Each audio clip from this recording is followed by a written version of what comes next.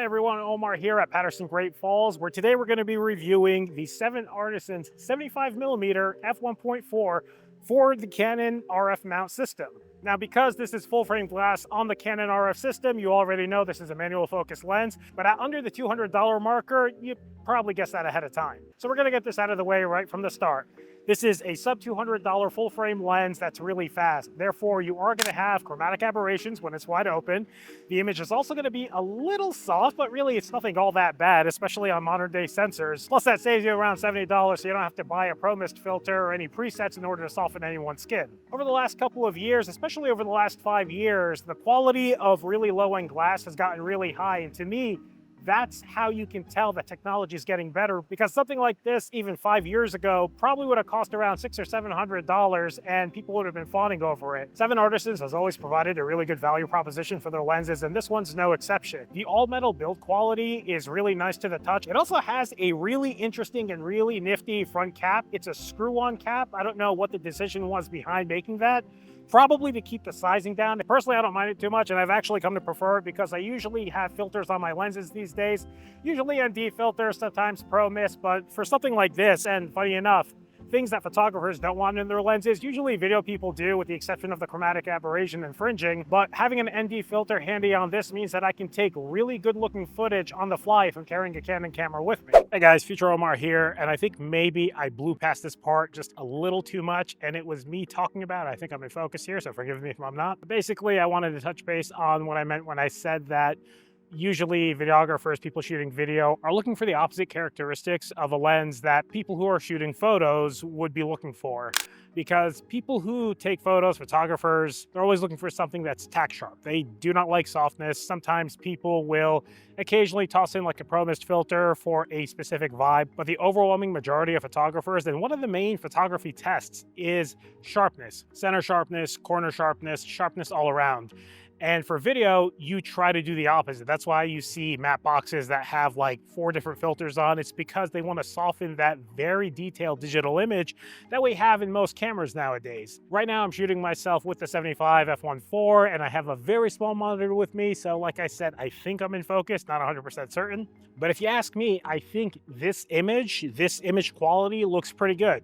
Now you can't see the 4,000 pimples on my face unless I punch in with the 8K, which I definitely will not be doing.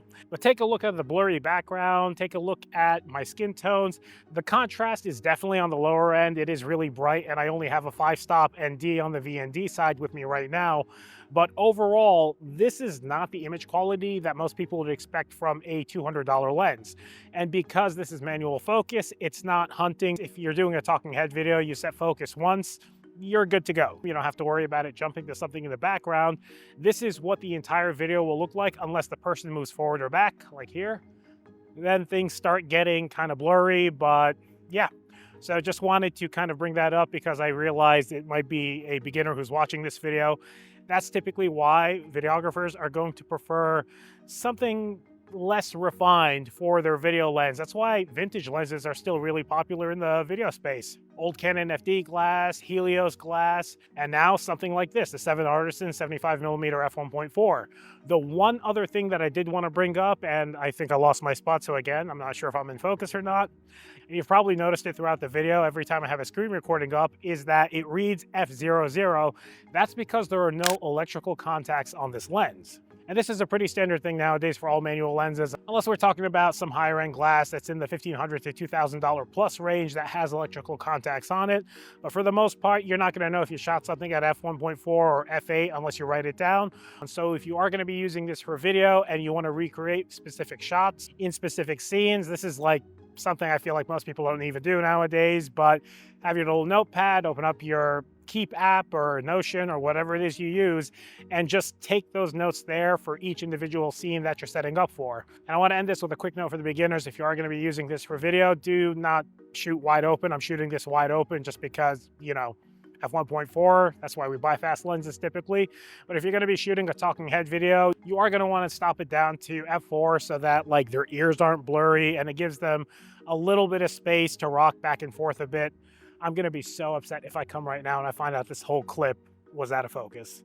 Okay, upon quick review, I think it was a little out of focus towards the second half there, but this is me stopping it up to f4. Still can't see it, but I'm going to assume that, what's up, man? And a coworker just saw me shooting a YouTube video, but this is what it looks like when you stop up to f4. So it's a little easier for me to nail focus there, and that just like, you're not really going to be using a lens like this to shoot yourself, but again, frame of reference for what you want to do for talking heads if you have clients. With that being said, that is the end of my lunch break. Like and subscribe, and back to the video. Now, something I did find a little odd is the somewhat almost clickless aperture ring, which I personally don't really care all that much for. That being said, if they decided to make a really small, affordable cinema lens or video first lens for people, just removing that clickless aperture would probably get a lot of video shooters to buy it, you know, provided that they kept it at this price point. And speaking of video, although I do like this for photography, I think I'm going to be using this predominantly as a video lens because the image is really, really good looking coming out of this. If you're doing talking head videos, which is what the majority of my client work is, you just have to have something that looks good. You set focus, and if you're a little close, you usually stop it up to around f4, but ultimately that's all you really need. You can eliminate a really large expense as a video shooter by going with these really inexpensive manual focus lenses instead of opting for all the bells and whistles of factory Canon RF glass, because those are pretty expensive. You don't really have a lot of options in this mount system unless you're willing to go into Super 35 mode. Something I really appreciate about the focus ring on this thing is that there's a lot of friction and it's very smooth. That's something that's really important when you have a really fast prime, because when you're trying to nail focus and you have to keep going back and making fine adjustments and there's a lot of slop in the focus ring, it gets a little frustrating, and that just ends up making for a really bad time overall. Hey guys, real quick. I was taking a look at my metrics and I saw that the majority of the people who watch my videos don't actually subscribe to the channel.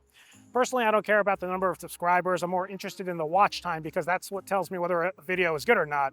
But the optics of having a lot of subscribers is what allows me to gain entry to certain areas, get a couple of lenses early to review like this one today. And ultimately what I'd like to do is it'll allow me to take lower paying jobs where I'll be allowed to actually share on-set BTS, which is something I can't do with my current clientele. If you're enjoying this video so far, hit that like button, go ahead and subscribe, and let me know in the comments below what kind of videos you'd like to see on this channel in the future. With that being said, I think I felt a raindrop, so back to the video. Now, this thing does have infinity focus. It's marked for infinity focus, but I'm not entirely certain it works the way it's supposed to, because I feel like I go to infinity and it's just a little soft, and then I kick it back just a bit and the image is sharp way out there. I don't know if this is my copy or this is part of the design of the lens, but I just wanted to note that in case you were planning on using this for street photography. I really only noticed this while it was wide open. Just wanted to toss it out there before continuing and talking through the rest of this video. Now, I don't know if this is with all copies, but this is kind of what I've noticed with my copy here. And it's not a deal breaker for me, but it is something worth noting for maybe a potential street photographer or landscape photographer. It's just something you have to be cognizant of. Unless, of course, again, it's just my copy. But this is something I wanted to flag since, you know, I'm reviewing this particular copy of the 7artisans 75mm F1.4 and not the one that you're going to be buying from them. Now, going back to the size of the lens, it's really important to bring up because a lot of these lenses, although they're really fast nowadays, they're enormous. I have the Canon 85mm F1.2, and that is an incredible lens. Don't get me wrong, but that thing is the size of a brick and it weighs about as much as one. And truth be told, that's kind of a difficult lens to carry around when you're traveling or on a night out where you want to take some pictures around that focal length, but you don't want to carry something that is huge that's going to draw attention. That's when this becomes a really good option for photographers, because you can toss this in any bag. It doesn't really take up any real estate. It doesn't weigh too much. And because it's not a giant lens, you're not going to draw the attention of security if you're not allowed to take photos in that area, which, you know, like, I get it, but if we're not selling the photos, you guys got to relax a little bit. So who's this lens for?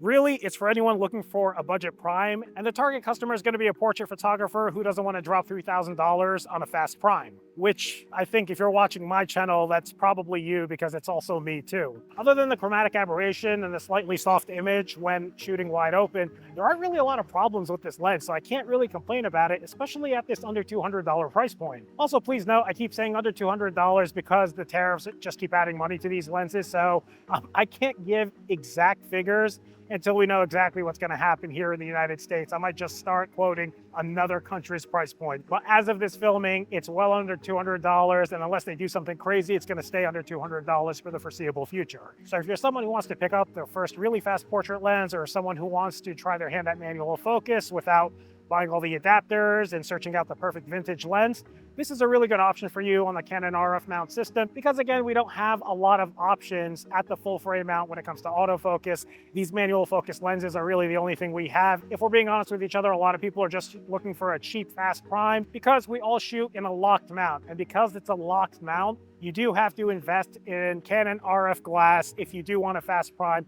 And again, it goes back to money. It's just a lot of money. With that being said, thank you for checking out my review. Let me know if you have any questions in the comments below. And as always, catch you in the next one.